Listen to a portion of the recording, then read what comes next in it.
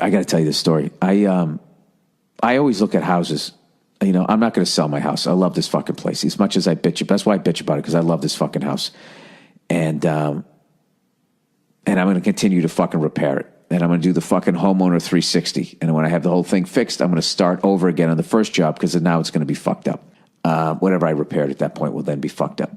So, anyways, there was this house for sale, and I went to go see it, and it basically had everything that you could ever want. Right? It was a beautiful house. You know, from the outside, it was a beautiful house. It had a fucking pool. It had a garage detached from the house with a room above it, which to me is like, oh, there you go. I got the kid. I got the house I got the garage with the fucking room above it. I put my drums up there, turn it into a drum room / podcast room. There you go. That is my fucking dream. So I go over to go look at this fucking place, right? Knowing full well I'm not going to fucking buy it, because I can tell at this point, having bought a fucking house that needed all the work it does, but as I'm driving up to it, I can already see the fucking windows need to be replaced and it needs a new roof. Even though they told me, you know, we checked out the roof there. We had some inspectors. They said it's fine. Oh, yeah? Is that what they said?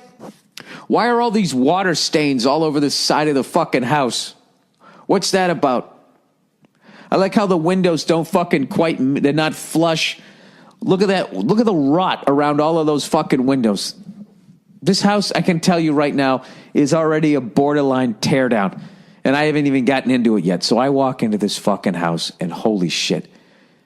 Holy fucking shit, dude. I took a tour of this house. There was 3 separate times that I thought I was going to get murdered. All right? First of all, we go to look at the room above the garage first. And there's just this moss growing on the side of the house, which I don't know if it was mold or if it was moss. It was fucking green. And the guy trying to sell it is, you know, he's doing his best going, you know, it's a mother-in-law suite. You can fucking do this. You can do that. There's room to add a little more onto the garage. And I just point to I'm like, what is that? And he goes, yeah, well, you know, it definitely needs a little bit of work.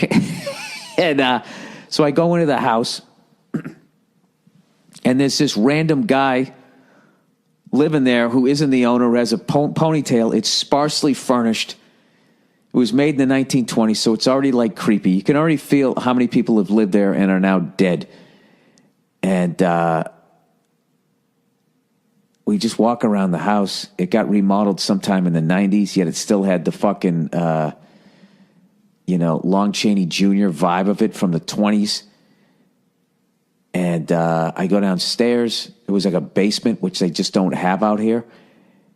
And the guy's like, you can make this into a TV room. And there was all like these fucking files and film and all this shit down there.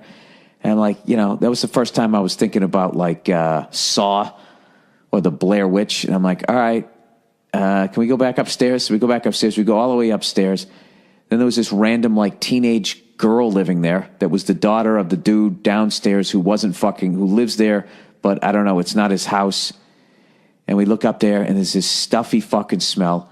And then as we go down to go to the master bedroom, they said, oh, the owner is just to let you know, the owner is there.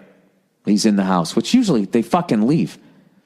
There's all these people just there, and this fucking cat just sitting there looking at me. And I do the after you to go to the master bedroom, and he does the after you to me, and then I didn't want to be rude, so now I'm walking towards the master bedroom down this creepy fucking Transylvania hall with the fucking the guy Smiley real estate agent behind me, who, you know, I'm sitting there going like, he's regular looking, good looking guy. That was to make me feel safe, and now I'm fucked, and I'm walking towards this fucking door, and I open the fucking door, and I look in there, and I swear to God, there's this guy with like gray skin, totally fucking bald, like the landing strip, and then like, you know, like the little fucking Mr. Whipple fucking hair around the side that he sort of dyed at some point, but now it was like this gray. He was totally gray. You could see the veins on the side of his head like Clint Eastwood, but not like I wouldn't want to fight Clint Eastwood, more like, did this guy die and then come back? And he was sitting down, hunched down. I think he was typing on the side of his bed. The place was a mess. He just sort of looked over me and just went like, hey. He looked like the fucking dad in the Texas Chainsaw Massacre. And I was just like, what the fuck? So I went like, hey man, how are you?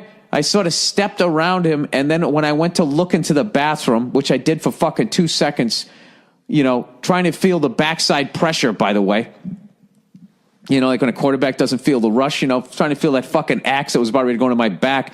I look into the bathroom, and all along the bathtub, this guy had knee-high dress socks drying on the, and I was just like, ah! And I was just like, all right, man, I'll fucking see you later. And you ever see that walk racing that was a big fad in the 70s? I did that right out of that fucking house. And I said to the real estate guy, I go, Jesus Christ, I can see why this has been on the market for so fucking long. How the fuck are you supposed to sell it when the goddamn creep keeper is creep keeper, the crypt keeper? I'm like verbally dyslexic. Forget about trying to read. Is sitting up there. I didn't dare look. When I was standing there and I said all this shit. I know those old houses, you can hear everything when you're right outside. I was standing right underneath the fucking bedroom window, and I didn't dare look up there because I had a feeling he was going to be standing in the window staring at me, and I was going to have fucking nightmares. And I fucking left. I left.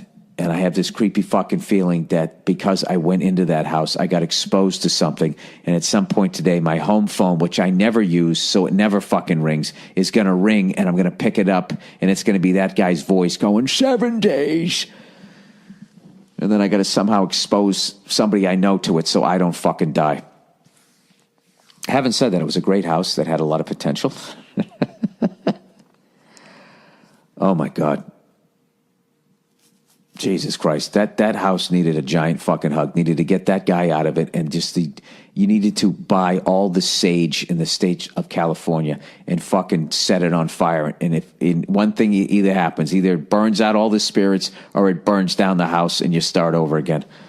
Having said that, though, despite how fucking creepy it was, the fact that it had a room over a garage, that's the only way I would ever leave this house, is if I could find a fucking house. I don't know. I got to get out of this fucking state. I got to get out of this fucking city. It's so fucking stupid. Every fucking house, I don't care how nice it is, you can literally stick your hand out the window, and before your hand completely extends, you can touch your neighbor's house.